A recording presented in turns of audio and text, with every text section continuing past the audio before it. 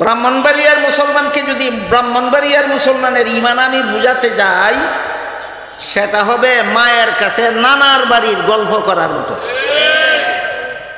মায়ের কাছে নানার বাড়ির গল্প করা যেমন অনর্থক, ঠিক তেমনিভাবে ব্রাহ্মণবাড়িয়ার মুসলমানের কাছে আমার ব্রাহ্মণবাড়িয়ার মুসলমান চিনানি অনর্থক।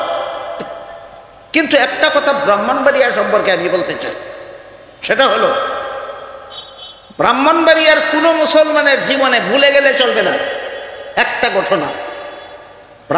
ব্রাহ্মণবাড়িয়ার কিছু সন্তান, ব্রাহ্মণবাড়িয়ার গৌরব, সারা বাংলার গৌরব, সারা পৃথিবীর গৌরব, হযরত ফখরে বাঙ্গাল রহমতুল্লাহ। একটা ঘটনা ব্রাহ্মণবাড়িয়ার মুসলমানদের চিরকাল মনে রাখা দরকার। সেটা হলো ওই সময় ব্রাহ্মণবাড়িয়া জেলা ছিল না, এটা একটা সাব ডিভিশন ছিল, মহকুমা বলা হইতো বাংলায়। এবং তখনকার মহকুমার শাসনকর্তাকে SDO বলা হইতো, সাব ডিভিশন অফিসার। একবার ফখরে বাঙ্গালের জীবদ্দশায় ব্রাহ্মণবাড়িয়ার প্রশাসনিক কর্মকর্তা SDO সাহেব হাউজি বাম্পারের পোস্টারিং করাইল সারা ব্রাহ্মণবাড়িয়া, আনন্দ মেলার পোস্টারিং করাইল, যেখানে জুয়া, যাত্রা, হাউজি বাম্পার ইত্যাদি, মদ, গাঞ্জা এগুলি চলে। বলেন এই রকমের অনুষ্ঠান হালাল না হারাম? ব্রাহ্মণবাড়িয়ার SDO সাহেব সারা শহরে এই হারাম কাজের পোস্টারিং করাইছিল। ফখরে বাঙ্গাল এইগুলি হারাম বলে ফাল্টা পোস্টারিং করাইছিল। SDO ফখরে বাঙ্গালের সাথে সাক্ষাৎ করে বলল, আমি যেই কাজের পক্ষে পোস্টারিং করলাম, আপনি সেটার বিরুদ্ধে পোস্টারিং করলেন কোন সাহসে? ফখরে বাঙ্গাল জবাব দিয়েছিলেন, আল্লাহ যেই কাজগুলিকে হারাম করেছেন আপনি সেইগুলির পক্ষে পোস্টারিং করাইলেন কোন সাহসে? সেই ফখরে বাঙ্গালের রুহানি সন্তান ব্রাহ্মণবাড়িয়ার মুসলমান। এই জন্য ব্রাহ্মণবাড়িয়া শহরে যে কোনো যুগে যে কোনো প্রশাসনিক কর্মকর্তা আসলে আগে ব্রাহ্মণবাড়িয়ার মুসলমানের ইতিহাস ঐতিহ্য জেনে নেওয়া দরকার।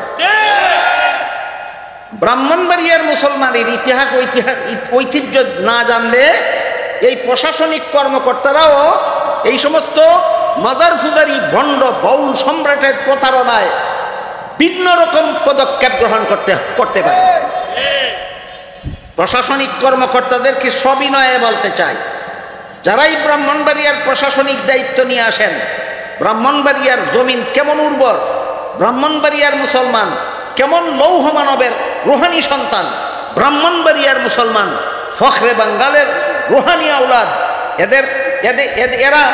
এরা বন্দুকের গুলির সামনে বুকের তাজা রক্ত বিলিয়ে দিতে পারে, বাতিলের সাথে আপোষ করতে পারে না। এটা ব্রাহ্মণবাড়িয়ার মুসলমানের রক্তের কণায় কণায়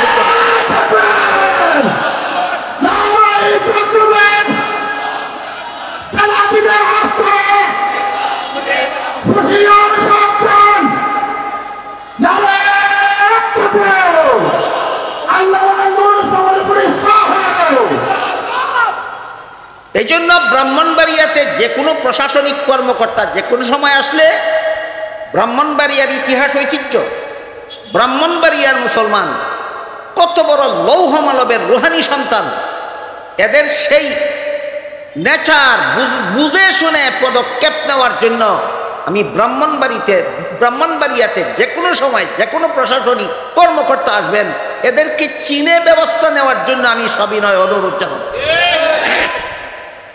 বন্ডদের কথায় যদি কোনো প্রশাসনিক কর্মকর্তা ব্যবস্থা গ্রহণ করে, বন্ডদের উস্কানিতে, বন্ডদের চাপাবাদিতে মুগ্ধ হয়ে যদি ব্রাহ্মণবাড়িয়ার এই ফখরে বাঙ্গালের অনুসারী মুসলমানদের বিরুদ্ধে কোনো ব্যবস্থা নেওয়া হয়, প্রশাসন চিনে যাবেন ব্রাহ্মণবাড়িয়ার মুসলমান কাকে বলে।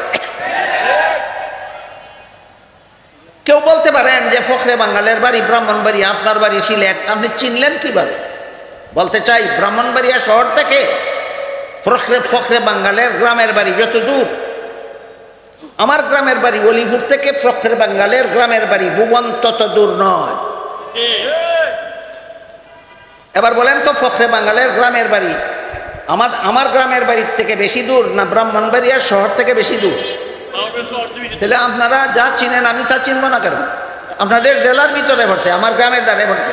ব্রাহ্মণবাড়িয়ার ফখরে বাঙ্গালকে প্রশ্ন করেছিলেন, হুজুর মসজিদও আল্লাহর ঘর, এই মসজিদও আল্লাহর ঘর, ওই মসজিদও আল্লাহর ঘর, এই মসজিদের বিছানা ওই মসজিদে ব্যবহার করা জায়েজ হবে না কেন? এরা এরকম যুক্তি দিয়ে ওই আলেমদেরকে কাবু করতে চায়।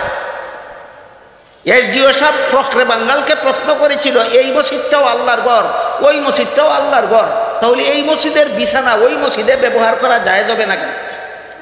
ফখরে বাঙ্গাল জবাব দিয়েছিলেন, এসডিও সাহেব আপনিও এসডিও সাহেব, কিশোরগঞ্জ মহকুমার এসডিও সাহেব, এসডিও সাহেব, তাইলে আপনার বউ কিশোরগঞ্জের এসডিওরে দেওয়া জায়েজ হবে না কেন? এইলার নাম ফখরে বাঙ্গাল, চিনছেন ফখরে বাঙ্গাল কারে কয়? এলার নাম ফখরে বাঙ্গাল। এক বন্ড ফিরে একবার ফখরে বাঙ্গালকে প্রশ্ন করেছিল যে এই মুরগি এমনি মরে গেল, এটা আল্লাহ মারলো, আর যেই মুরগি আপনি জবাই করলেন এটারে আপনি মারলেন, আপনি মাইরা খাইলে যায় আর আল্লাহ মাইরা দিলে যায় না কেন? প্রশ্ন বুঝছেন? এই সমস্ত দান্দালি হইল এই মাজার ফুজারি বন্ডদের কাজ। যেই মুরগি এমনি মরে গেল এটারে আল্লাহ মারলো, আর যেটা আপনি জবাই করলেন এটারে আপনি মারলেন, আপনি মারলে খাওয়া হালাল, আল্লাহ মারলে খাওয়া হালাল নয় কেন? ফখরে বাঙ্গাল জবাব দিলেন, তোমরা একটা টিউবওয়েল বানাইছো, এটা দিয়েও পানি বাইর হয়, আর তোমার শরীর আল্লাহর দেওয়া একটা টিউবওয়েল আছে, এটা দিয়েও পানি বাইর হয়। তুই আল্লাহর দেওয়া টিউবওয়েলের পানি না খাইয়া তুই নিজের বানানো টিউবওয়েলের পানি গাছ কি জন্য? ফখরে বাঙ্গাল একটু চিনছেন আপনারা কারে কয়?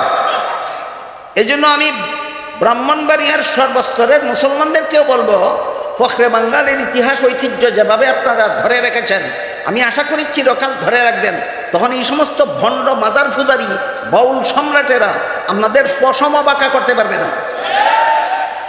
আর ব্রাহ্মণবাড়িয়ায় যখন যে কোনো প্রশাসনিক কর্মকর্তা আসবেন তাদেরকেও সবিনয়ে অনুরোধ করে বলবো, ব্রাহ্মণবাড়িয়ার মাটি চিনে ব্যবস্থা নেবেন, ব্রাহ্মণবাড়িয়ার মুসলমানের রক্ত চিনে ব্যবস্থা নেবেন, ব্রাহ্মণবাড়িয়ার মুসলমান ফখরে বাঙ্গালের রুহানি সন্তান, সেই কথা জেনে শুনে ব্যবস্থা নেবেন। দুঃখিত, আমি সিরাতুন নবীর প্রথম অধ্যায়ের আলোচনা মাত্র শুরু করেছিলাম। কাবরান নবুয়তের 40 বছর, এই 40 বছরের জিন্দেগির বৈশিষ্ট্য হলো উম্মতের জন্য শরীয়তের দলিল না নবীর জন্য নবুয়তের দলিল? উম্মতে অনুসরণ করার জন্য না তিনি যে নবী ছিলেন সেই কথার দলিল বোঝার জন্য? তাহলে মিলাদুন নবী কি উম্মতে পালন করার জন্য না নবীর বৈশিষ্ট্য চেনার জন্য? নবীর বৈশিষ্ট্য চেনার জন্য।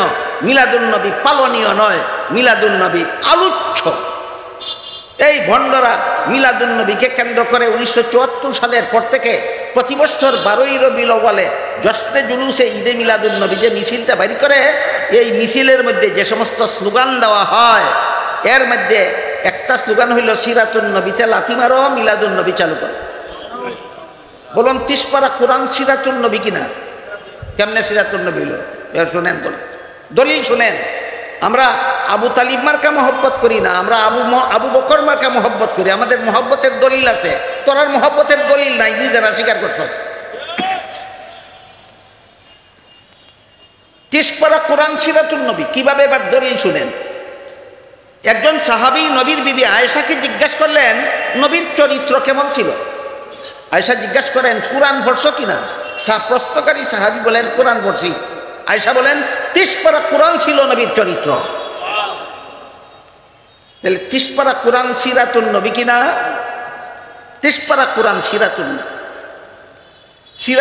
সিরাতুন নবী মানো না, কোরআন মানো না, হাদিস মানো, দলিল মানো না, মহব্বত যে জাহান্নামে যাওয়ার মহব্বত আবু তালিবের মতো। রাসূল হাদিস শরীফে পরিষ্কার ভাষায় বলে দিয়েছেন, মান আহাব্বা সুন্নতি ফাকাদ আহাব্বানি। আমার সুন্নতকে যারা মহব্বত করলো তারাই আমাকে মহব্বত করলো। আমার সুন্নত যারা ছেড়ে দিল এরা ইমানদার মহব্বত নয়, আবু তালিবের মতো বেঈমানি মহব্বতের অধিকারী। এই মহব্বত জাহান্নাম থেকে রক্ষা করবে না। আবু তালিবের মতো যারা নবীর কথা মানবে না, নবীর মহব্বতে জান দিতে রাজি থাকবে, এরা আবু তালিবের সাথে জাহান্নামে যাবে। আমি এই সিরাতুন নবীর প্রথম অধ্যায় সম্পর্কে সামান্য আলোচনা করলাম। দুঃখিত দুঃখিত, দ্বিতীয় অধ্যায় তৃতীয় অধ্যায়ের আলোচনা আজকে করতে পারলাম না আমার সময় সংকীর্ণতার কারণে। অন্য কোনো দিন সময় সুযোগ হলে ইনশাআল্লাহ আমি আপনাদেরকে সিরাতুন নবীর দ্বিতীয় অধ্যায়ের বিবরণ এবং তার বৈশিষ্ট্য, তৃতীয় অধ্যায়ের বিবরণ এবং বৈশিষ্ট্য ইনশাআল্লাহ আমি আপনাদেরকে সামনে তুলে ধরব। আল্লাহ আমাদের সবাইকে সিরাতুন নবীর আদর্শে জীবনকে আদর্শবান করার তৌফিক দান করুন। সবাই বলুন আমিন।